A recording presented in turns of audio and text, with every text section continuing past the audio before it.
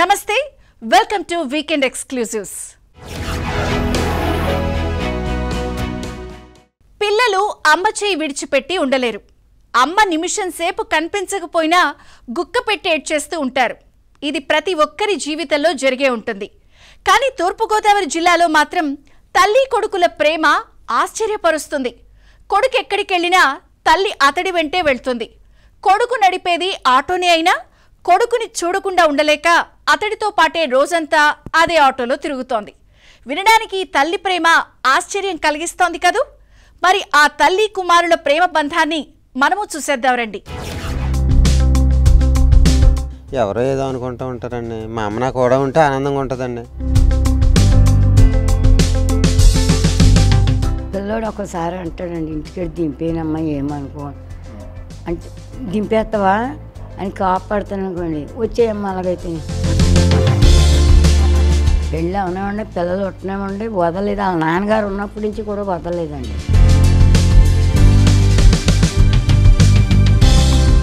చంటి పిల్లడికి వెళ్ళేనేమో బండి మీద మీ అమ్మని దింపో, డబ్బులు ఇంకో వస్తాయి కదా, రాకపోతే రాపోనీలే, మరి మా అమ్మ కన్నా ఎక్కువ కాదు కదా, లేకపోతే దిగేయండి అంటాను నేను.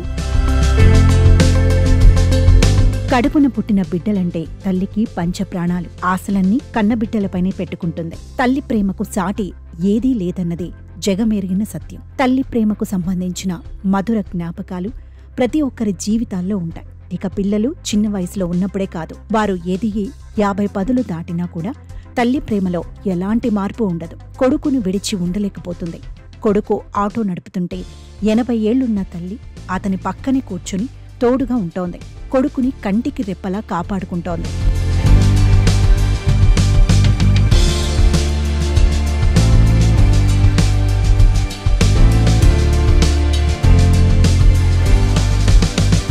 తూర్పుగోదావరి జిల్లా దేవరపల్లి మండలం ఎర్నగూడెంకు చెందిన ఈ వృద్ధురాలి పేరు మాసకాని సత్యవతి.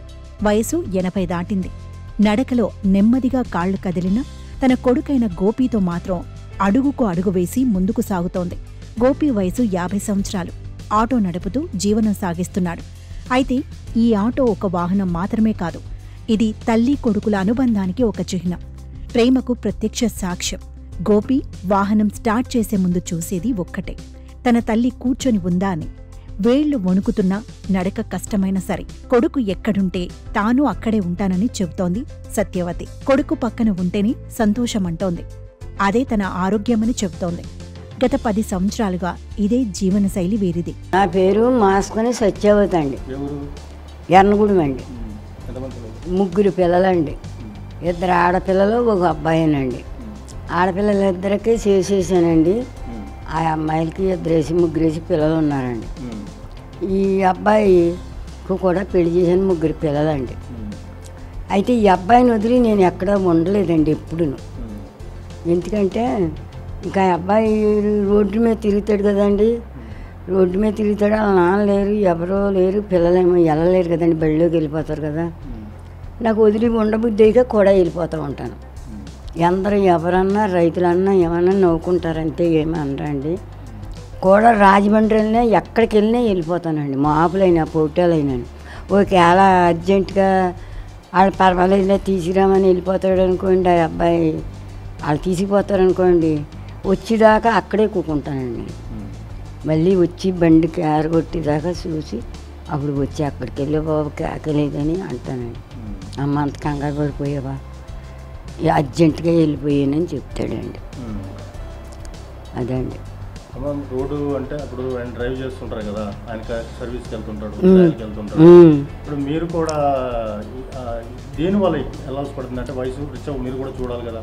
వయసు అయిపోయిందనుకోండి, అయిపోయిన పిల్లోడు ఇంటికి వచ్చే వరకు రోడ్డు మీద అయినా నాకు భయంకరం అనమాట అండి. పిల్లోడు ఇంటికి రాకపోతే అర్జెంటుగా ఎవరన్నా జతలో లేకపోతే దూరంగా తీసుకెళ్ళి రాజు చూడండి, నిద్ర పట్టదండి నాకు. ఇంకా అక్కడే కూకుంటానండి పిల్లోడు వచ్చేదాకా. అందుకుని ఇంకా ఏం చేస్తున్నానంటే ఇలా కూకుని ఉంటుంది కదా అని, అమ్మ వచ్చేస్తామంటే వచ్చేస్తానని వెళ్ళిపోతున్నానండి. అప్పుడు చానాల నుంచి అండి వెళ్ళిపోతున్నానండి. అయితే సత్యవతికి మొదట 2 ఆడపిల్లలు పుట్టారు. ఆ తర్వాత 7 సంవత్సరాల పాటు బిడ్డ కోసం వేచి చూసింది. చివరకు తన బంగారంగా గోపి జన్మించాడు. అప్పటి నుంచి అతడి పట్ల ప్రాణమమకారం పెరిగిపోయింది. కొడుకే తన బలం, తన శ్వాస, తన కాపరి. ఇక ఇప్పుడు ఆ ప్రేమే జీవిత సత్యంగా మారింది. అందరి పెళ్లిళ్ళు అయ్యాయి. మనవళ్ళు మనవరాళ్ళు స్కూల్కు వెళ్ళాక సత్యవతి ఇంట్లో ఉండలేకపోతోంది. దాంతో కొడుకు వెంటే వెళుతూ తోడుగా ఆనందంగా ఉంది. తల్లితో పాటు ఉన్నప్పుడు తనకు ధైర్యంగా ఉంటోందని గోపి అంటున్నాడు. నా పేరు గోపి అండి. 15 సంవత్సరాల నుంచి చేస్తానండి. ఒక 12 సంవత్సరాల క్రితం మా నాన్నగారు పోయారండి. అయితే అప్పటి నుంచి ఇవిడి కొద్దిగా నీరసంగా ఉంటుంది మొదలెట్టి ఇంటికాడ ఉన్న అదిలా ఉంటుందండి. సరే నా కూడా వస్తే కొద్దిగా బాగుంటుందని నా కూడా తీసుకెళ్తున్నాను అనమాట. తీసుకెళ్తే అక్కడికి వెళ్ళిన కాడి నుంచి కొద్దిగా బాగానే ఉంటుందండి. సరే అని ఉండే కొలిది ఇంక తనే నేను వస్తాను బాబా అంటే సరే అని తీసుకెళ్తున్నాను. ఇంక చిన్నపిల్ల టైప్లో నేను వస్తాను బాబా అంటుందండి. ఇంటికాడ ఉంటాక భయపడుతుంది. సరేరా అమ్మ, ఈ భయం అంటే ఏం కాదండి, ఈ రోడ్లు యాక్సిడెంట్లు ఇవన్నీ ఎలా ఉంటున్నాయి, ఇవన్నీ నేను కూడా వస్తాను కొంత ఏమవుద్దురా అంటే పొద్దున్న ట్రిప్ వచ్చి తీసుకుపోయి దింపేస్తాను అనమాట అండి. ఆ తర్వాత ఇంటికాడ మా వాళ్ళు అందరూ పనికి వెళ్ళిపోతారండి. పిల్లలు స్కూల్కి వెళ్ళిపోతారు. ఒంటరిగా ఉండి దానికి ఏమి తోయదు, మాట్లాడే వాళ్ళు ఉంటారండి. నాకు కూడా వస్తే కొద్దిగా ఊసిపోద్దని కొంత వస్తూ ఉంటుంది. అంటే మీరు కిరాయికి వెళ్తుంటారు మరి ఒక టికెట్ వాళ్ళు కూడా పెద్ద తెలుసున్న వాళ్ళు ఎవరో కానీ ఏం మాట్లాడరండి. నేను ఎక్కువ కిరాయిలు ఎక్కువ సర్వీస్కి వెళ్తూ ఉంటానండి. అది 2-3 ట్రిప్లు వేస్తానండి. 2-3 ట్రిప్లు ఆవిడ పక్కన కూర్చుంటుందండి. వచ్చేసి మధ్యాహ్నం నుంచి దింపేస్తాను అనమాట. అనారోగ్యంగా ఉంటే సత్యవతి ఒక్కరోజు మాత్రమే ఇంట్లో ఉంటుంది. ఆ మరుసటి రోజు మళ్లీ కొడుకు వెంటే ప్రయాణం. ఎవరేమనుకున్నా తల్లి సంతోషంగా ఉండటమే తనకు ముఖ్యమంటున్నాడు గోపి. చిన్నప్పుడు అమ్మ చెయ్యి పట్టుకుని నడిచానని ఇప్పుడు తన వెంట తల్లిని తీసుకువెళితే తప్పేముందని అంటున్నాడు. సత్యవతి, గోపి జీవితం చూస్తుంటే తల్లి ప్రేమ ముందో ఈ లోకమంతా చిన్నదే అనిపిస్తోంది. వీరి ప్రేమ ఎందరికో ఆదర్శంగా నిలుస్తోంది. ఆవిడ కోరిక ఏముంటుందంటే నా కూడా ఉంటేనే ఆవిడ ఆరోగ్యంగా బాగుంటుంది అన్నప్పుడు, ఆనందంగా ఉంటుంది అన్నప్పుడు నా కూడా ఉంచుకుంటానండి. ఎవరో ఏదో అనుకుంటూ ఉంటారండి. మా అమ్మ నా కూడా ఉంటే ఆనందంగా ఉంటుందండి. ఇంకా నేను కూడా ఆవిడ వల్ల ఏం అడగదండి నన్ను. కూడా వస్తాను బాబా అంటుంది అంతేనండి. సరేరా అమ్మ అయితే అంటానండి. దీని గురించి జనం అందరూ ఏదో ఆవిడ కూడా తిప్పుకుంటుంది అలాగే తప్పేముందండి ఇందులో. మేము చిన్నప్పుడు 10 సంవత్సరాల వరకు కూడా ఆవిడ కూడా చేయట్టుకు తిరుగుతామండి. మరి ఆవిడకి వయసు అయిపోయిందని మనం పక్కన పెట్టుకుని అలాగా ఇంట్లో కూర్చోబెట్టేస్తాం బాగోదు కదండి. ఆవిడ కోరిక తీర్చడం మనకు కనీస ధర్మం అండి.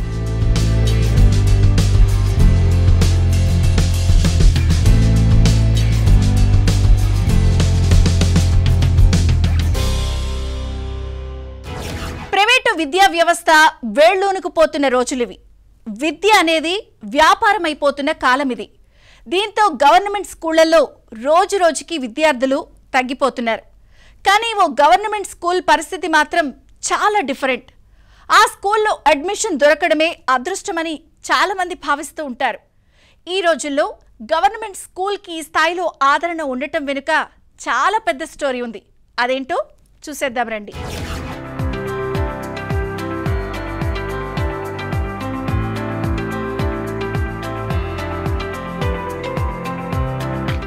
ప్లీజ్ మీ స్కూల్లో మాకు ఒక్క అడ్మిషన్ ఇవ్వండి. ఇది కార్పొరేట్ స్కూళ్లలో వినబడే మాట ఇప్పుడు సిద్దిపేటలోని ఇందిరానగర్ ప్రభుత్వ ఉన్నత పాఠశాలలో వినిపిస్తోంది. ఇది కేవలం ఈ ఏడాదే కాదు, గత 10 ఏళ్లుగా ఇదే జరుగుతోంది. ప్రతి ఒక్కరూ అంచనాలను తారుమారు చేస్తూ కార్పొరేట్ స్కూళ్లకు ధీటుగా నిలిచింది. ప్రభుత్వ పాఠశాలలపై తల్లిదండ్రుల్లో ఉన్న అపోహలను రూపుమాపి 100కి 100% ఉత్తీర్ణత సాధిస్తూ పేద విద్యార్థులకు వరంగా మారింది. అత్యుత్తమ బోధన, చక్కటి వాతావరణం, మోడల్ భవనంతో ఈ పాఠశాల ప్రత్యేక స్థానం సంపాదించింది.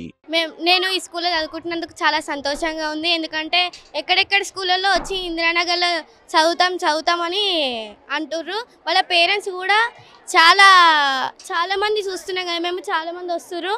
మా స్కూల్లో మాత్రం ఇప్పటికే ప్రస్తుతం 600 అడ్మిషన్స్ వరకు వచ్చినాయి.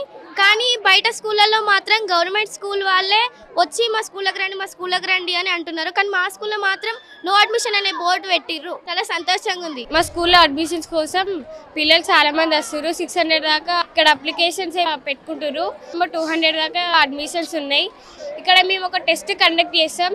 టెస్ట్లో 6th క్లాస్ స్టూడెంట్స్ అందరు వచ్చి ఎగ్జామ్ రాసాక అట్లా పాస్ అయిన వాళ్ళని మేము తీసుకున్నాక ఇక్కడ మేము నో అడ్మిషన్స్ అని బోర్డు పెట్టా. స్కూల్లో చదువుకుంటున్నందుకు నేను చాలా గర్వపడుతున్నాను. ఈ ఏడాది 6వ తరగతి అడ్మిషన్ల కోసం నిర్వహించిన ప్రవేశ పరీక్షకు విశేష స్పందన లభించింది. 200 సీట్లలో కాంప్లెక్స్ పరిధిలోని 120 సీట్లు మినహాయించి మిగిలిన 80 సీట్ల కోసం 300 మంది విద్యార్థులు పోటీపడ్డారు. గూగుల్ QR కోడ్ ద్వారా దరఖాస్తులు స్వీకరించి పాఠశాల ఆవరణలో పరీక్ష నిర్వహించారు. ప్రధానోపాధ్యాయుడు రాజ్యప్రభాకర్ రెడ్డి ప్రశ్నపత్రాన్ని విడుదల చేశారు. అడ్మిషన్ల డిమాండ్ ఎక్కువగా ఉండడంతో నో అడ్మిషన్స్ బోర్డు పెట్టారు. కొందరు తల్లిదండ్రులు 5వ తరగతి వరకు స్థానిక ప్రభుత్వ పాఠశాలల్లో చదివిస్తే ఉన్నత పాఠశాలలో సీటు సులభంగా లభిస్తుందని భావించి ప్రైమరీలో అడ్మిషన్లకు ఆసక్తి చూపుతున్నారు. ప్రస్తుతం 5వ తరగతిలో 110 మంది విద్యార్థులు చేరారు. ఇప్పటికే 2 సెక్షన్లు చేసి విద్యార్థులను సర్దుబాటు చేస్తున్నారు. ఈ సంవత్సరం మా పాఠశాల యాజ్ యూజువల్గానే ఎప్పట్లాగానే నో అడ్మిషన్స్ బోర్డు డిస్ప్లే చేయడం జరిగింది. చాలా గొప్పగా గర్వంగా ఉంది ఈ పాఠశాల ప్రధానోపాధ్యాయునిగా. మా పాఠశాలకి అడ్మిషన్ల కోసం 568 అప్లికేషన్లు రిసీవ్ చేసుకోవడం జరిగింది. కేవలం 6th క్లాస్ కోసం మాత్రమే అడ్మిషన్లు ఇన్వైట్ చేశాం. 7th, 8th, 9th, 10thలో లేవని చెప్పినా వాళ్ళు పేరెంట్స్ వారికి ఉన్న ఆసక్తితో ఏదో ఒక కారణం చేత సీటు వస్తుంది అని ఆశతోని అప్లై చేశారు. ఓవరాల్గా మేము నిన్నటితో ఆపేసాం సైట్ని. QR కోడ్ ద్వారా ఆన్లైన్ గూగుల్ ఫామ్ ద్వారా అప్లికేషన్లు రిసీవ్ చేసుకోవడం జరిగింది. Total we have received 568 applications. అందులో 6th కోసం దాదాపు 340 అప్లికేషన్లు 6th క్లాస్ కోసం వచ్చాయి. దాంట్లో మా పాఠశాలలో మా స్కూల్ కాంప్లెక్స్ పరిధిలో ఉన్న అన్ని ప్రభుత్వ పాఠశాలల విద్యార్థులకి నేరుగా సీట్లు కల్పించడం జరిగింది. మిగతా 50 అవి 130 పోను మేము 6thలో 180 అడ్మిషన్లు ఇస్తున్నాం. 4 సెక్షన్లు 6thలో, 6th, 7th 4 సెక్షన్లు, 8th, 9th, 10th 5 సెక్షన్ల చొప్పున ఓవరాల్గా మా స్కూల్లో 23 సెక్షన్లు ఉన్నవి. Total last year we have the strength 1217. ఈ పాఠశాలకు చాలా ప్రత్యేకతలు ఉన్నాయి. ఇక్కడి ఉపాధ్యాయులు తమ పిల్లలను కూడా ఇక్కడే చదివిస్తున్నారు. ఇది సమాజంలోని సాధారణ ధోరణికి విరుద్ధం. దీంతో పాఠశాలలోనే అడ్మిషన్లకు చాలా డిమాండ్ పెరిగింది. ఈ పాఠశాలలో 6వ తరగతి నుంచి 10వ తరగతి వరకు బోధిస్తారు.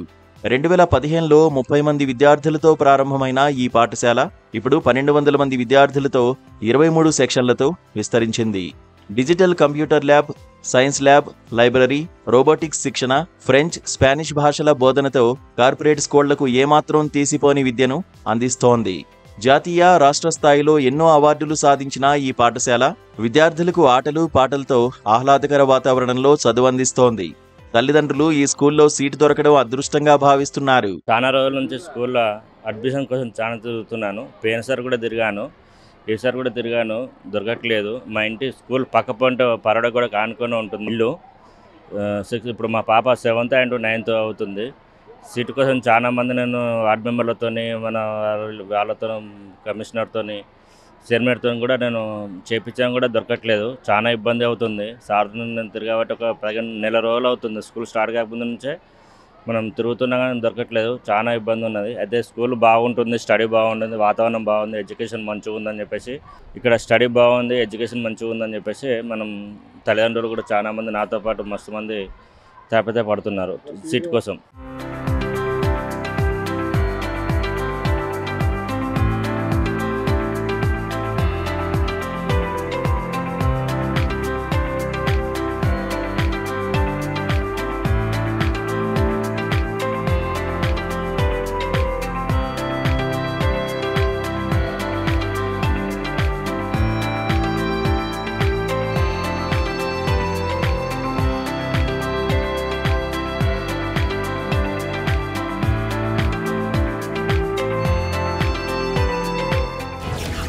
మందికి ఓ లక్ష్యం ఏర్పడటానికి ఏదో ఒక సంఘటనో అనుభవమో కారణమవుతుంది.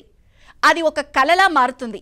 అయితే కల కనడం మాత్రమే కాదు, దాన్ని సాధించేందుకు నిరంతరం శ్రమించాలి. అలా చిన్నప్పుడు తన అమ్మమ్మ చెప్పిన చందమామ కథలు విన్న ఓ మనువరాలు ఇప్పుడేకంగా అంతరిక్షాన్ని చేరేందుకు సిద్ధమైంది. ఆకాశాన్ని చూస్తూ గోరుముద్దులు తిన్నామే ఇప్పుడు అదే ఆకాశంలోకి దూసుకుపోనుంది. ఇంతకీ ఎవరామె? ఆమె స్టోరీ ఏంటి? Let's watch the story. ఎప్పుడు ఎలాంటి హెసిటేట్ చేయకుండా లైక్ నన్ను చాలా బేర్ చేశారు, లిటరలీ అంతా అల్లరి చేసేదాన్ని.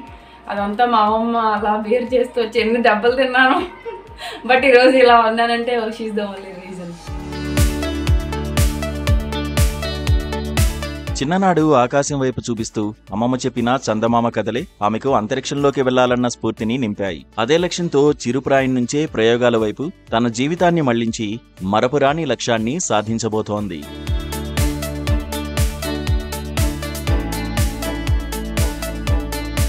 పశ్చిమ గోదావరి జిల్లా పాలకొల్లు పట్టణ శివారు ఉల్లంపర్రు గ్రామానికి చెందిన 23 ఏళ్ల దంగేటి జాహ్నవి అంతరిక్షంలోకి ప్రయాణించే అరుదైన అవకాశాన్ని అందిపుచ్చుకున్నారు. అమెరికాకు చెందిన ప్రైవేట్ అంతరిక్ష పరిశోధన సంస్థ టైటాన్ స్పేస్ ఇండస్ట్రీస్ నిర్వహించిన పరీక్షల్లో ఆమె విజయం సాధించి అంతరిక్షంలోకి ప్రవేశించే అవకాశాన్ని చేజిక్కించుకుంది. ఈ స్పేస్ సంస్థ రోదస్లో ఒక భారీ అంతరిక్ష కేంద్రాన్ని ఏర్పాటు చేసింది. భవిష్యత్తులో ప్రయోగ, వాణిజ్య, పర్యాటక కేంద్రంగా ఈ సంస్థను అభివృద్ధి చేయాలనే లక్ష్యంతో అమెరికా అడుగులు వేస్తోంది. ఈ సంస్థ ద్వారా వ్యోమగాములు, పర్యాటకులను అంతరిక్షంలోకి తీసుకువెళ్తారు.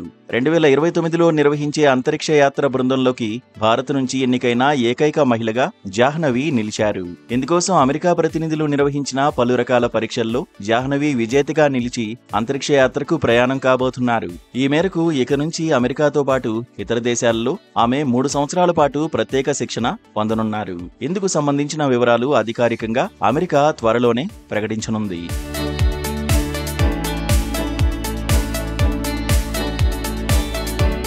జాహ్నవి తల్లిదండ్రులు జీవనోపాధి నిమిత్తం ఖతార్ దేశంకు వెళ్లి ప్రస్తుతం అక్కడే ఉన్నారు. కాగా అమ్మమ్మ లీలావతి చేతిలోనే ఆమె చిన్ననాటి నుంచి పెరిగి ఆమె ప్రోత్సాహంతోనే ఈ స్థాయికి చేరుకున్నారు.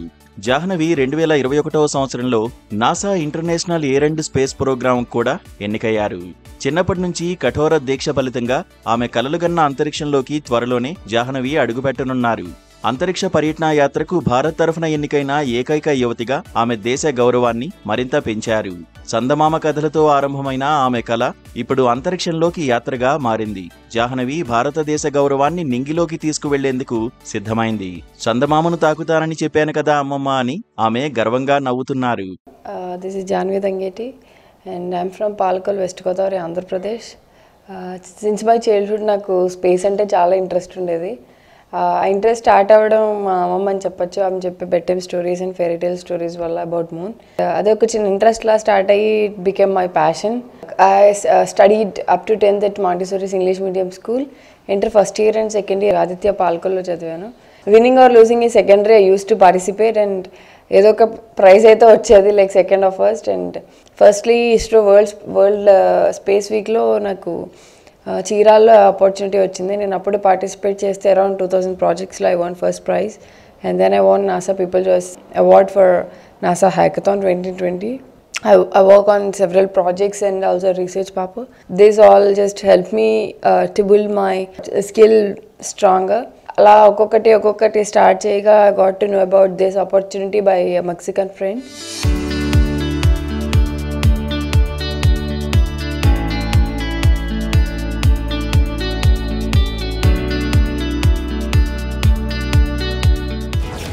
మద్యపానం ఆరోగ్యాన్ని కాదు, కుటుంబాలని చిన్నాభిన్నం చేస్తాయి. అలా ఇంటికి పెద్దవారు మద్యానికి అలవాటు పట్టడంతో ఆర్థికంగా చితికిపోయి రోడ్డున పడ్డ కుటుంబాలు ఎన్నో. అలాంటి ఘటనలు తమ ఊళ్ళో జరగడానికి వీల్లేదని భావించారు కామారెడ్డి జిల్లాలోని పలు గ్రామస్తులు. తమ ఊళ్ళో సంపూర్ణ మద్యపాన నిషేధాన్ని అమలుపరిచారు. మద్యం అమ్మినా తాగినా ₹1,00,000 ఫైన్తో పాటు గ్రామం నడిబొడ్డులో 7 చెప్పు దెబ్బలు అంటూ గట్టి నియమాలు పెట్టుకున్నారు.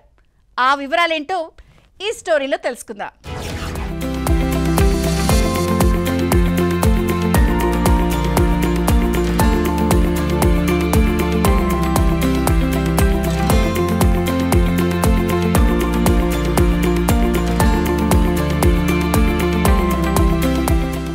కామారెడ్డి జిల్లాలోని పల్లెలు మద్యపాన నిషేధం వైపు అడుగులు వేస్తున్నాయి. కామారెడ్డి జిల్లాలోని రాజంపేట మండలం కొండాపూర్, గుడితండ, షేర్ శంకర్ తండా వాసులో గట్టి సంకల్పంతో మంచి నిర్ణయం తీసుకున్నారు. మద్యం అమ్మితే గ్రామ నడిబొడ్డున 7 చెప్పు దెబ్బలు కొట్టాలని తీర్మానించారు. పైగా ₹1,00,000 జరిమానా వేస్తామని నిర్ణయం తీసుకున్నారు. ఈ మేరకు 3 గ్రామ పంచాయతీ పరిధిలో బెల్ట్ షాపులను దగ్గరుండి మూసేయించారు. చెప్పు దెబ్బల తీర్మానం ఇప్పుడు రాష్ట్ర స్థాయిలో చర్చకు దారితీసింది. ఈ స్థాయి నిర్ణయానికి కారణాలున్నాయని చెప్తున్నారు గ్రామస్తులు. 3 గ్రామ పంచాయతీల పరిధిలో యువత మద్యానికి బానిసై వాహనాలు నడిపి రోడ్డు ప్రమాదాల్లో మృతి చెందారని, అది తమని కలిచివేసిందని అంటున్నారు. అంతేకాదు మద్యం పచ్చని సంసారాల్లో చిచ్చు పెడుతుందని, కుటుంబాలు రోడ్డున పడుతున్నాయని చెబుతున్నారు. అందుకే మద్యాన్ని పూర్తిగా నిషేధించామని గ్రామ పెద్దలు చెబుతున్నారు. అందరం ఒక తీర్మానం చేసి మొత్తానికే మందు బంద్ చేసి మద్యపానం దిశగా మేము అడుగులేస్తామని యువకులతో మాట్లాడితే పెద్ద మనుషులు అందరూ కలిసి తీర్మానం చేశారు. మొత్తం మద్య నిషేధం విధించాలా, పిల్లలందరూ ఖరాబ్ అవుతారు, చదువులకు దూరంగా ఉంటారు, మొత్తం వ్యసనాలకు అలవాటు పడ్డారు, సంసారాలు ఖరాబ్ అవుతున్నాయి, చదువుకుంటలేరు. అందుకని ఈ జరిమానా విధించేటట్టు 1 లక్ష రూపాయల జరిమానా, సెంటర్లో 7 చెప్పు దెబ్బలు అమ్మిన వారికి, అది పట్టించిన వారికి నజరానగా 10,000 రూపాయలు. ఈ విధంగా తీర్మానం చేస్తే మా ఊరు పెద్ద మనుషులు అందరూ సహకరించారు, యువత కూడా సహకరించారు, మా 3 గ్రామ పంచాయతీలు కూడా సహకరించారు. గుడితాండ, శేర్శంకల్ తాండ, కొండపూర్తో పాటు మళ్ళీ ఈరోజు అదే బాటలో ఇంకో 2 గ్రామ పంచాయతీలు, లేతమామిడి తాండ, గుండారం, ఇవి కూడా మా బాటలోనే మద్య నిషేధం వైపు అడుగులేసినాయి. అదే తీర్మానంతో అన్ని విలేజ్లు ముందుకెళ్తున్నాయి. ఇదే గ్రామ స్వరాజ్యం వైపు గాంధీజీ అంబేద్కర్ కలలు కన్నా వ్యసనాలు లేని రాజ్యం కోసం ముందడుగు వేద్దామని మేము మద్య నిషేధం వైపు అడుగులేస్తున్నాం. విలేజ్ చుట్టుపక్కల విలేజ్లు ఏవైతే ఉన్నాయో వాళ్ళు కూడా కొంచెము నిషేధించేసి వాళ్ళు కూడా సక్రమ దారిలో రావాలని కోరుకుంటున్నాను. మా నలుగురు పెద్ద మనుషులు ఏవైతే ఉన్నారో ఏదైతే మాటలు చెప్తున్నారో ఏది వైన్స్ బెల్ట్ షాపులు బంద్ చేయాలని మేము నిర్ణయించుకున్నాము. ఆల్రెడీ ఒప్పంద పత్రం కూడా మేము రాసుకున్నాము. 7 చెప్పు దెబ్బలు, 1 లక్ష రూపాయల జరిమానా, మాతో పాటు ఈ గ్రామాలు ఏవైతే ఉన్నాయో చుట్టుపక్కల గ్రామాలు వాళ్ళు కూడా ఇదే రూల్ ఫాలో కావాలని వాళ్ళు కూడా చాలామంది అభినందిస్తున్నారు మమ్మల్ని చూసి. ఎందుకంటే ఇది బాగా ఉపయోగపడుతుంది. ఎందుకంటే చిన్నపిల్లల నుంచి పెద్దల వరకు మార్నింగ్ లేవడము, విలేజ్కి వెళ్ళడము, కాలేజ్ దుమ్మలు కొట్టడము, బీర్లు కానీ బ్రాండీ కానీ తాగేసి రావడము, కాలేజీ లేకుండా పొలాల్లోకి వెళ్ళకపోవడము, ఆడవాళ్ళని కొట్టడము, నగలు దోచుకోవడము, భూములు అమ్మేయడము, ఇలాంటి కొంచెం సంఘటనలు జరుగుతున్నాయి. కాబట్టి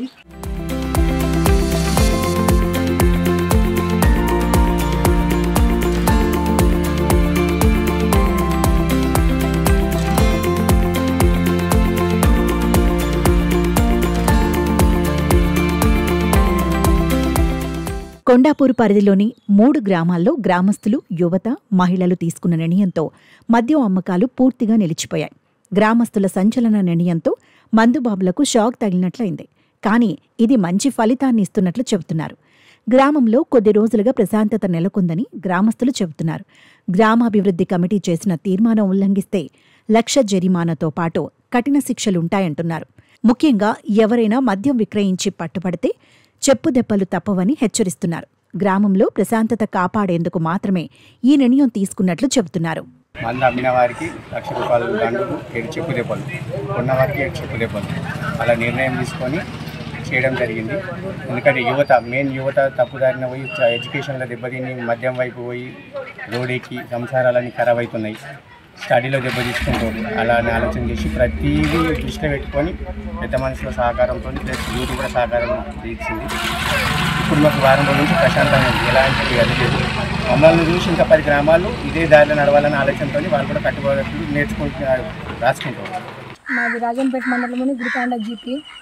మా జీపీ పెద్ద మనుషులు కలిసి ఒక నిర్ణయం తీసుకోవడం జరిగింది. అదేంటంటే మద్యాన్ని నిషేధించడం పూర్తిగా.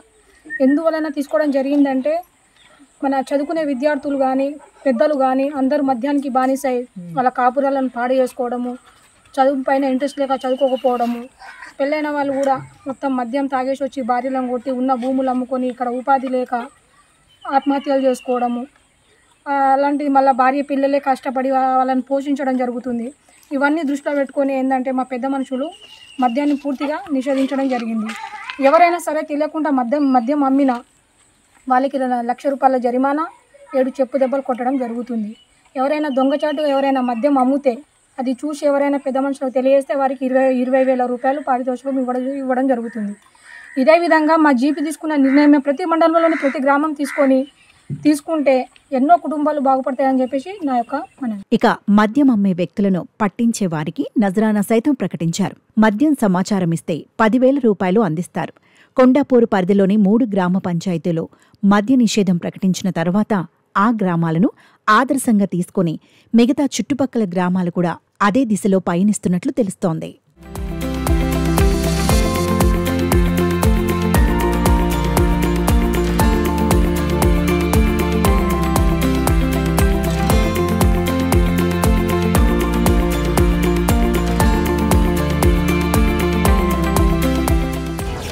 ఇది ఇవాల్టి వీకెండ్ ఎక్స్క్లూజివ్స్. వచ్చే వారం మరికొన్ని విశేషాలతో మళ్ళీ కలుద్దాం.